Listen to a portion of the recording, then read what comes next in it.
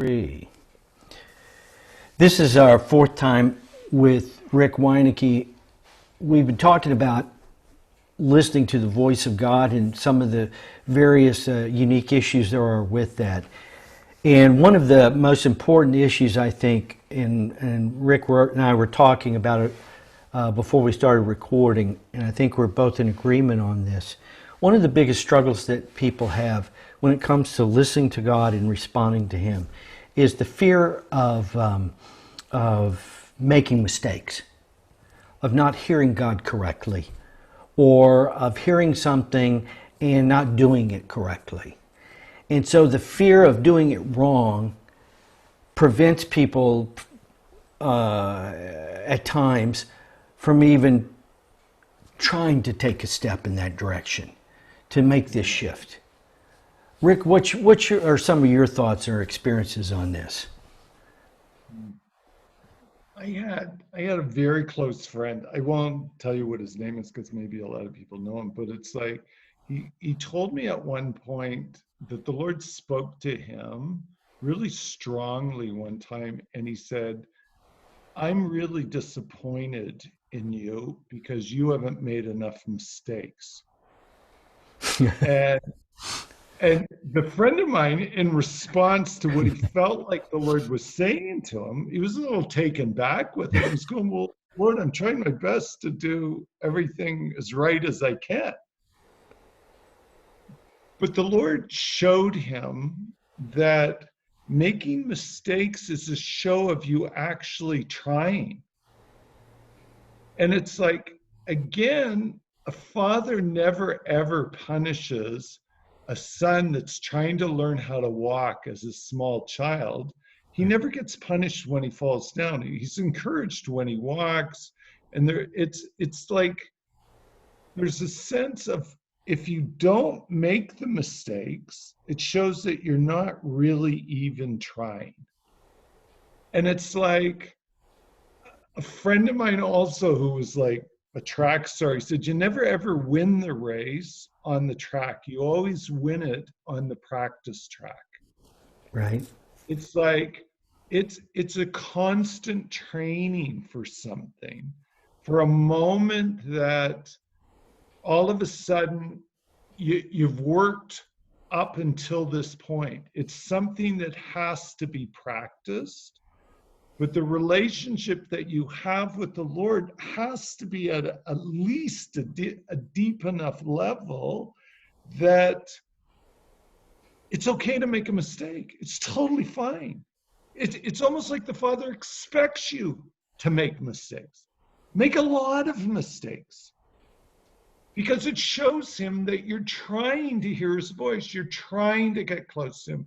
You're trying to understand His heart so you can respond to Him. So make a ton of mistakes. It's totally fine. Because all the working through of this will come to a point where I'm now trained in hearing His voice. I know what it sounds like. Right. I can respond faster now to this because I know it's Him. I know it's Him.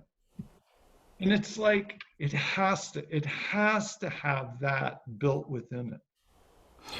Now, we're in a time period where things are so much in so many different areas of life. Things are so much on the edge for people. Okay? Things are unknown. People don't.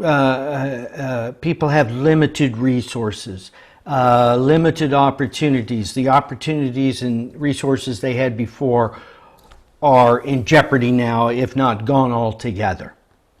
And so people, as they're looking at this, there's that idea that they want to make only right choices and only good decisions. Okay. And because the risk is too great in their mind's eye, that if they don't, then it will put them over the edge. Right. So, but what you're saying, what I'm hearing you say is, it's not that way with God. that God isn't, our future isn't determined by our mistakes or our successes. Mm-hmm. How well we do something or how poorly we do it. That doesn't Right. set our path. Right. What does set our path?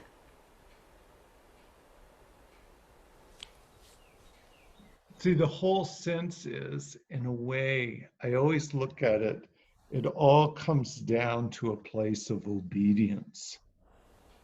Because if Jesus says, I'm the truth, I'm the way, and I am life, he doesn't say, I have a portion of truth, or I am a good way amidst many different ways, but mine's a really good way. He said, I am the way, I am the truth, but I am. This is everything that I am. And if within my searching for him, and I come to a place of obedience, I'm in that place of being where, in a way, nothing in the world can touch me somehow. Mm-hmm. I know his provision is my provision. I know he's present within the space that I'm going through. And I know that it doesn't matter my decisions. My decisions, I have to know what he sees, how he sees this to be, so I can respond now to this new situation. Mm-hmm. Because if I'm determining my life to be successful because I have no need of anything and I have plenty in the bank and everything's going well for me and all of these things, it's like that's not the determiner. Success is not the determiner. It's what he says to me, how he sees me to be within. Because I always look at it and I think to myself, it's like he has a completely different way of seeing just about everything. My thoughts are not your thoughts, your ways are not my ways. And so in a way, I have to have this dialogue with him. And Right. sometimes I have sensed over and over again that desperation is the plowed ground that the Lord creates within our lives for us to now be pushed into a place where he has to become our sole place of information. But again, if it's relationship, I've told this to people over and over again, it's almost like knowledge puffs up. In the world that we're living in now, we have the ability in our phone to tell us what the weather's going to be like every chunk of information you ever wanted is in your phone. Right. And in a sense, we have been taught in order to feel secure, we have to know what's going on. We have to know what to do, what's going on, what is the latest information that I have to adjust my life to that gives me a basis of making decisions. But the Lord says that knowledge puffs up, but love builds up. And I look at it and I think to myself, love is based on trust. And when I don't know something, which is a lot of the time, when I don't know something, I have to shift into a place of trust where I trust him. But in order to trust him, I have to have a history with him. I have to have a relationship with him. Yeah. He can't be a distant God, or he Right. can't Be a have concept. it can't be a paid professional, say, that's been that position of God for me, where he's the one directing my life and all the rules and stuff. Or God on So demand. Or even God on demand. Even God on demand, you know. yeah, because God will show you he's not a God on demand by not responding to all your demands. And then what are you going to do? Go find another God then? You know? And it's like the issue always comes down to a place of relationship.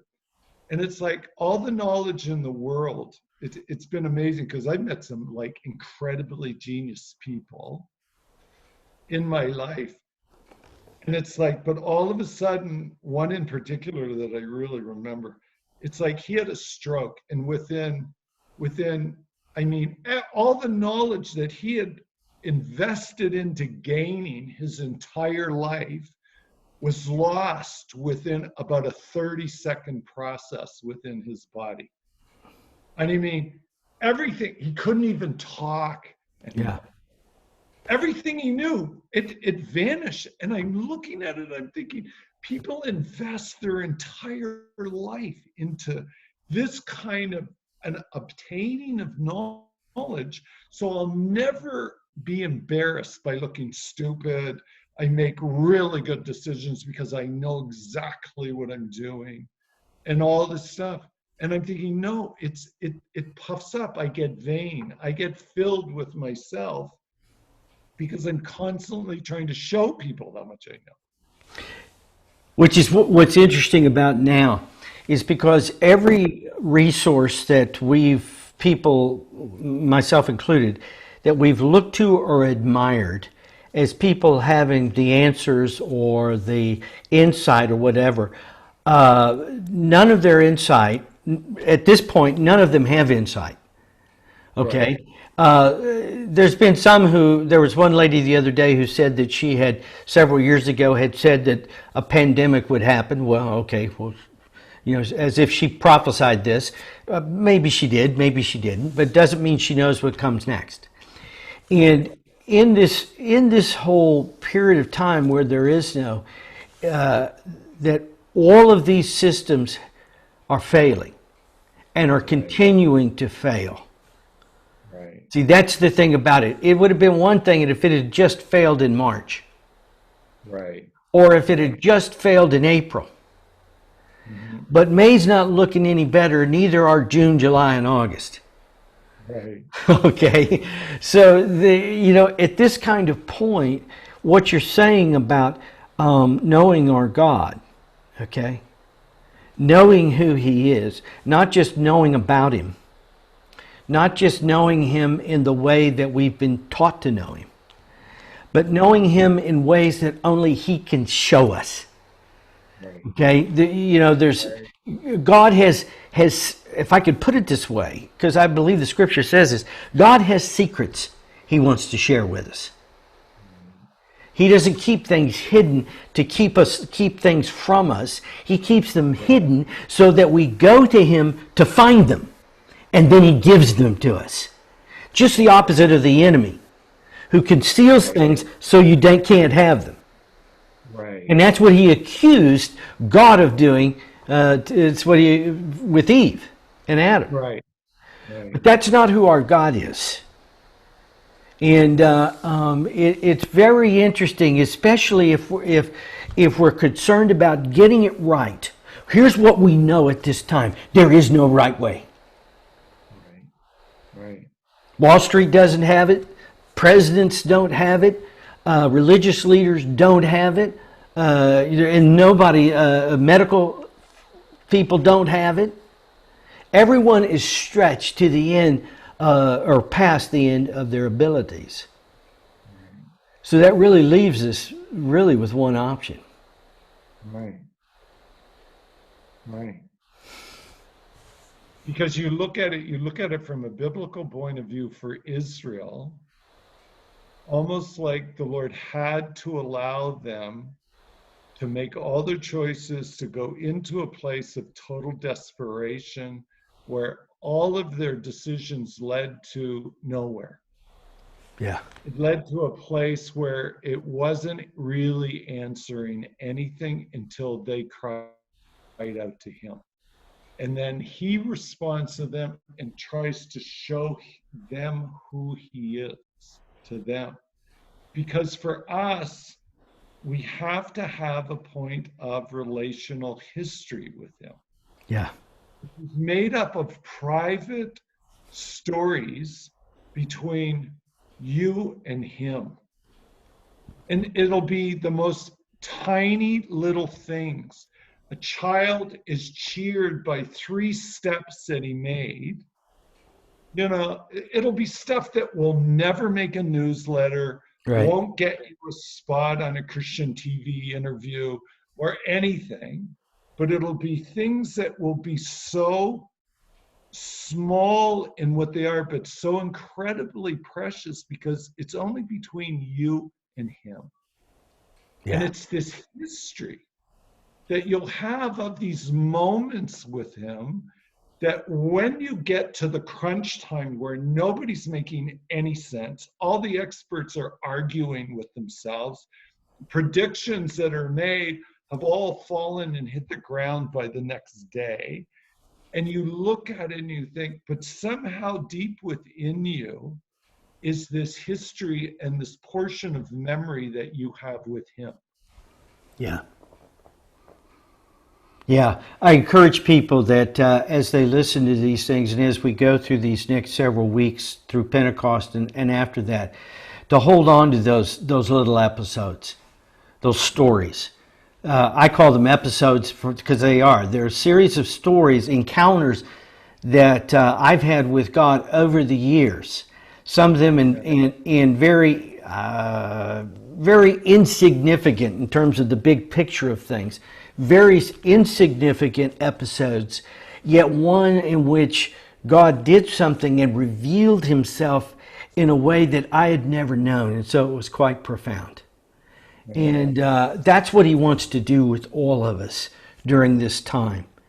And this is, I believe, what he's shaping for us through the coronavirus. Regardless of how long it changes things, whether it's forever or not, we can know he's changing us so that we become a people who move with him and respond to him in covenant. Covenant sounds really too formal, but it just means that depth of relationship, that encounter that we have with God, where we don't know what to do, where we're caught in a mess, where we're not sure what the outcome's going to be, but we encounter our God, he encounters us, and because we know him, because we see him and move with him, then those things that we don't know now no longer are significant because he knows. Yeah. Yeah. So anyway, huh? Yeah. And Yeah. that we're sure of. Yeah, yeah, that's where we're going. That's really what God's looking for, I think, in this hour. He's not looking for a super people. When we talk about restoring the earth or the downfall of the Babylon system, those are big sounding concepts. But really, at the heart of it all he's looking for from any one of us is not whether we can be the one who pulls the pin that causes the whole thing to collapse or puts the finger into the dike to stop the flooding and so something could be built. We're just people who are meeting our God where he wants us to be today and where he's going to meet us and we'll meet him. And that just reduces all of these issues and the mistakes into a pile of not too valuable things. Right. Yeah. Well, listen, Rick, I appreciate it, and we'll do some things further in the future. But anyway, blessings on you for taking this time to do these interviews. Okay, I got one question. Sure. September, prophetically, is it going to happen? This gathering?